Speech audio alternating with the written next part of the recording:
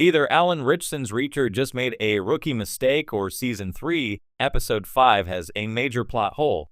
Reacher Season 3, Episode 5, SmackDown, includes a moment that could easily be a narrative oversight, or it could be a worrying sign of the mental state of Alan Ritchson's character. Although Ritchson has returned to lead the Reacher Season 3 cast, his character finds himself surrounded by a sea of new faces after parting ways with the 110th Special Investigations Unit at the end of Reacher Season 2. As such, the current season has once more undergone another transformation, resulting in some new challenges for Reacher's titular character. As a live-action adaptation of Lee Child's Persuader, the Amazon show's third season is heavily based on the author's source material. As with the previous two seasons, there have been minor changes and additions so far, but nothing to take the show too far from the original version of the story. SmackDown manages to uphold and increase the tension that exists due to Reacher's chances of being identified as a DEA infiltrator in a criminal organization, and it's that nail-biting scenario that may have just resulted in a writing error. Reacher should have taken Duffy's badge with him when he left to meet Villanueva. After managing to thwart Zachary Beck Anthony Michael Hall and his order to take out Susan Duffy Sonia Cassidy and Guillermo Villanueva Robert Montesino, Reacher manages to recover Duffy's badge, which the DEA agent loses during the shootout. Although it's great that Reacher is preventing Duffy from being identified and hunted down, he's then left with an incredibly sensitive item in his possession that would see him killed by Beck's men if he were found with it. Weirdly, Reacher misses his best chance to ditch the badge. After returning to Beck's mansion in the company of Harley Brendan Fletcher, Reacher stows the badge in his pillowcase, which is about as good of a hiding place as he can hope for given the circumstances. However, when Duffy later takes the risk of calling her inside man to alert him to their prisoner's escape, Reacher doesn't take the badge with him when he meets up with Villanueva, who could have taken it off his hands. Sure, time was of the essence, but retrieving the badge from the pillowcase would have taken mere seconds. Reacher not thinking to take Duffy's badge away from Beck's house proves how under pressure he is in Season 3. Finding himself behind enemy lines with no direct support is new territory for Ritchson's character. In previous seasons, he's always had allies by his side rather than just on the other end of the phone, so it would make sense that Reacher is nervous and a little off his game. Although his Sherlock Holmes-esque analysis of certain scenarios seems to be running on overdrive this season, his lapse in judgment regarding Duffy's badge proves the pressure of his situation is impacting his decision-making. If he had continued to operate as he always had done while staying at Beck's house and helping the DEA in Reacher Season 3, it wouldn't have made any sense. As such, Reacher Season 3 is showing a new side to the character. For a figure who has been immovably consistent across the show's first two seasons, it's great to see how Ritchson's performance has been forced to adapt by his character's unexpected and especially life-threatening circumstances. If he had continued to operate as he always had done while staying at Beck's house and helping the DEA in Reacher Season 3, it wouldn't have made any sense. Why Reacher might have not taken Duffy's badge when meeting Villanueva. Jack Reacher isn't supposed to make mistakes. That's part of his appeal. He's sharp, observant, and always 10 steps ahead of everyone else. But in Reacher Season 3, Episode 5, fans were left scratching their heads over a scene that felt more like a blunder than brilliant strategy.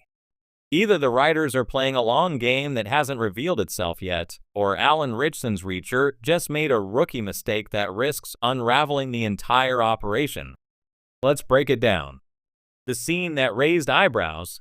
Roughly halfway through Episode 5, Reacher infiltrates what appears to be a covert government facility to extract sensitive intel on a suspected arms trafficking operation. He goes in alone, typical Reacher, and disables security cameras with surgical precision. But after locating a secure server room, he makes an odd choice. Instead of copying data or taking photos with a burner phone which he's used before, he removes a physical hard drive from the system. That's right. He yanks it out, drops it in his backpack, and walks out. It's an oddly clumsy move for someone as methodical as Reacher. Not only would removing the drive trigger obvious alerts, which it does, about 2 minutes later, it also creates a trail back to him. Even in a worst-case scenario, Reacher usually opts for stealth over brute force when gathering intel. So why now, when the stakes are higher than ever, does he take such a reckless step? Why this doesn't track for Reacher? Book fans know Reacher prides himself on precision. He operates like a human lie detector, a forensic investigator, and a special ops tactician rolled into one. His hallmark is his brain just as much as his brawn. In previous episodes and even earlier seasons, he's consistently shown using temporary measures, burner phones, anonymous tips, disabling systems without permanent damage. He doesn't leave fingerprints or a digital trail. And when he does break the rules, it's calculated chaos, not something so easily traceable. So pulling out a hard drive, a move that instantly compromises the system and leaves no doubt that someone was inside, just doesn't fit. Could this be a hidden strategy? There's one possible in-universe explanation. Reacher wanted them to know. Maybe it's bait. Perhaps the drive is a decoy or laced with tracking code. Maybe he wants to flush out a mole or provoke a reaction that leads him to a bigger fish. This wouldn't be the first time he's used psychological warfare. In Bad Luck and Trouble, he leaves bodies arranged in a pattern to send a message. In 61 Hours, he deliberately forces the enemy's hand to protect a witness. If that's what's happening here, then maybe we're judging the move too soon. But if that's the case, the show hasn't tipped its hand yet, and for some fans, the silence feels more like oversight than mystery. Plot hole or misdirection? The problem is compounded by the way the episode handles the aftermath. Reacher walks out of the facility without much resistance, despite what should have been a full-scale lockdown. A single guard confronts him, which he dispatches effortlessly, but that's it. No alarms, no backup, no lockdown protocol you'd expect from a government-level server room.